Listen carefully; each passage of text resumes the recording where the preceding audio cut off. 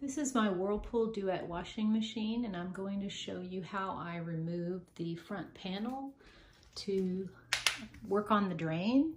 This one has a cat. This one has the pedestals, so to get to the screws to remove the panel, you have to pull this out so you can reach it.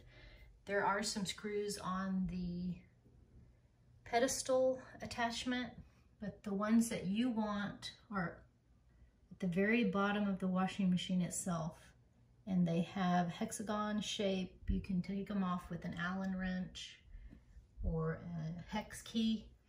The one I have is really cool.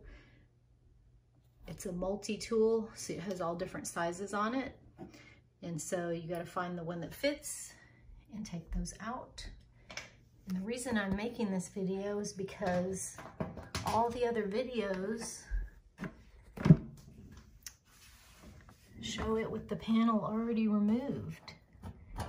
So I already loosened these. Sorry if it's getting blurry.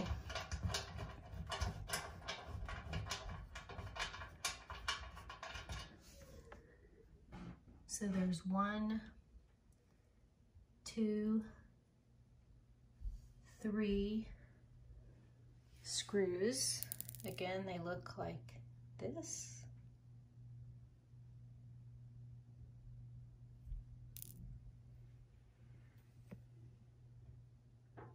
They're at the very bottom.